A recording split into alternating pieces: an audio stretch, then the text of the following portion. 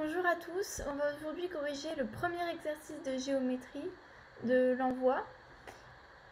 Il est donc plutôt simple, c'est-à-dire qu'il nécessite peu d'étapes de raisonnement, mais ça va nous permettre d'insister justement sur la méthodologie.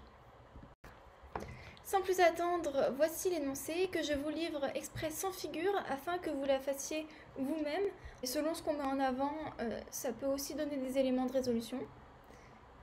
Et ça rapporte un point normalement sur 7. Soit petit oméga et grand oméga, deux cercles concentriques, c'est-à-dire qu'ils ont le même centre, de sorte que le cercle petit oméga soit à l'intérieur du cercle grand oméga, et soit xy, deux points du cercle petit oméga. On note P et Q, les points d'intersection respectifs du cercle grand oméga avec les tangentes en x et y à petit oméga, de telle sorte que P et Q soient du même côté de la droite xy.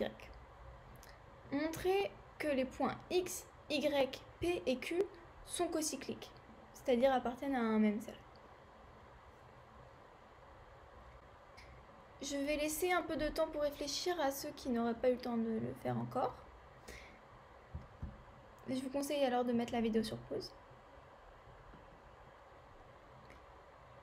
Si vous avez cherché et que vous savez vraiment pas comment commencer, alors je vous conseille de regarder la vidéo de cours de géométrie ou bien consulter un polycopier sur le site et réfléchir notamment à la question suivante: comment montre-t-on que 4 points sont cocycliques?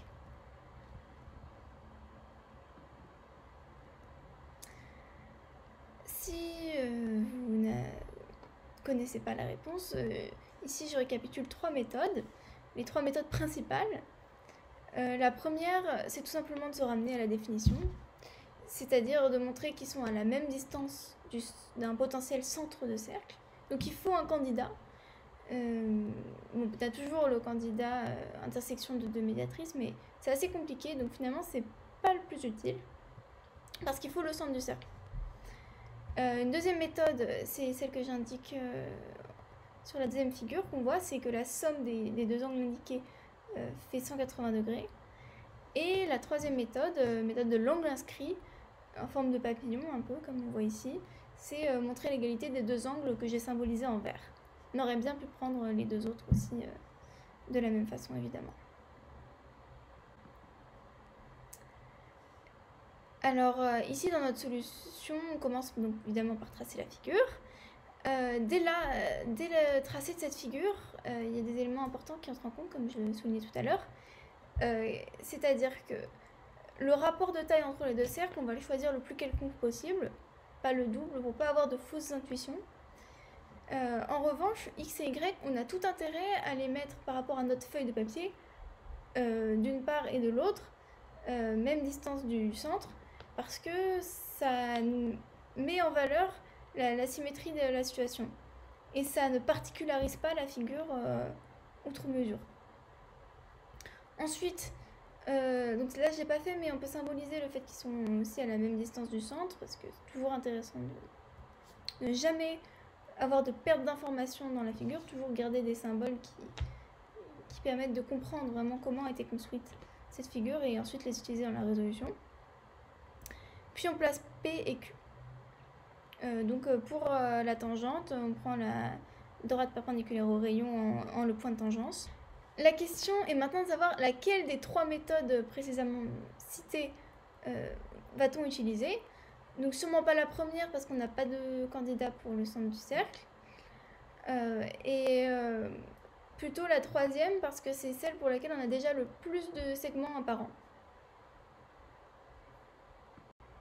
L'objectif sera donc de montrer que l'angle XQY est égal à l'angle XPY. Et cela apparaît assez clairement sur la figure car on voit en effet une forme de symétrie selon l'axe que j'ai ici symbolisé en rouge. On peut se demander si cette symétrie elle est particulière à la figure, parce qu'on avait fait le choix de mettre x et y du même d'une part et d'autre. Mais en fait, si on les avait mis différemment, quitte à tourner la feuille, on aurait eu cette même symétrie. Donc, on va essayer maintenant de formaliser cet axe de symétrie. J'avais oublié de le préciser tout à l'heure, mais bien sûr, il faut introduire le point A centre des deux cercles parce qu'il est implicitement présent dans l'énoncé lorsqu'on dit qu'ils sont concentriques. Et là, notamment, il va vraiment être utile pour définir cet axe. Et ensuite, on a plusieurs choix. On pourrait penser dire c'est facile de définir une droite à partir de 2 points. Mais le point d'intersection de QY et XP, il n'est pas directement présent dans l'énoncé, c'est un peu compliqué.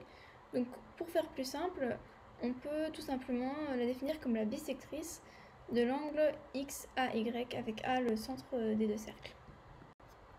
Et comme je l'ai noté ici, il suffit ensuite de montrer que les cercles forcément ils sont symétriques de même par rapport à cet axe puisqu'ils passent par le centre.